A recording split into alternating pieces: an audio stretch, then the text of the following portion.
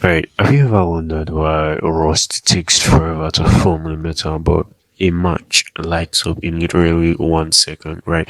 That difference, fast versus slow, is what chemistry calls kinetics. And today we're going to understand it very properly. We're going to go deep and simple, right? Now, let's say you're blowing up a balloon. The faster you blow air in, the faster the balloon grows. Now, imagine you're watching that same balloon grow and timing it. Okay, it got big in 5 seconds, right? That's timing. That's basically what a reaction rate is. So in chemistry, you see a reaction rate is how fast something is changing. Now, are we making the product fast, slow? Are we using up now? As we usually measure it as how much of the product appeared per second, right? We're measuring reaction rate as how much of the product appeared per second. But here's an important thing: when a reaction happens, not everything appears at the same speed, right? Think of a pizza place. For example, one pizza they make use 3 cups of flour and 2 cups of sauce. So the flour disappears way faster than the sauce because technically you need more of it. Now in chemistry, different chemicals in the same reaction appear or disappear at different speeds depending on how much of them is needed, right? That's the ratio. Now you don't need to stress about the math. It's just that the ingredients and product don't change at the same pace, right? How do scientists actually watch a reaction happening and measure how fast it's going? First, right? If the reaction makes a gas, you can watch the pressure build up, right? The higher the pressure builds up, the faster the reaction rate. Like when you shake a soda bottle and you feel the so it gets inside, right? Gas being released, and the gas molecules technically exert force on the outside of the bottle, right? So that pressure is the gas building up. Now, more pressure over time is the reaction happening. We can track the rate. Now, imagine you're making lemonade and water starts clear but slowly turns yellow as you add your lemon juice. A scientist would shine a light through that water and measure how yellow it's getting over time.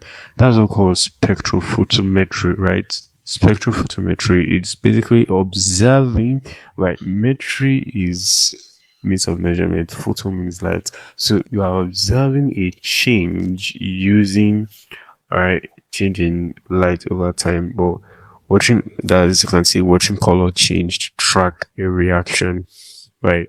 Now, let's say you're on a road trip. Your average speed on the road trip might be 60 miles per hour, but at one specific moment on the highway, you are doing 85, right? The average is over the whole journey. The instantaneous speed is right at that moment, right at that 85, right? Reaction rates all the same way. The average rate is over a large amount of time. The instantaneous rate at one exact moment. So scientists use instantaneous rate more because reactions slow down as they go, right? Now let's talk about the rate law and rate constants. Now, scientists write this relationship as a formula called the rate law. Here's what it's saying. The formula is the speed of this reaction equals the specific number K times how much of the ingredient you have, how much of the reactant you have. But specific number K is like the personality of the reaction.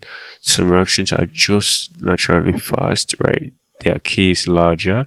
Some are naturally slow. The K is much smaller, and K changes as you increase or decrease temperature. Hot reactions tend to move faster, so K goes up with temperature. One important thing is that this strips everyone right. The recipe amount in balance equation do not tell you the reaction order. You have to actually run the experiment and find out. It's like just because the recipe says 2 eggs doesn't tell you how fast the cake will bake. You have to actually bake it and time it. But now, think of a candle burning. You don't care about how fast it's burning right now, right? You want to know how much of it will be left after a calculated amount of time. That's what integrated rate laws do, depending on whether your reaction is zero, first, or second order. There's always a specific equation that tells you how much reactant is left at any time you choose. So that's a brief overview of talking about the rate of a reaction, basically what it involves and entails in a simple and overly simplified version. Alright, be sure to subscribe for more videos like this. I'll see you later.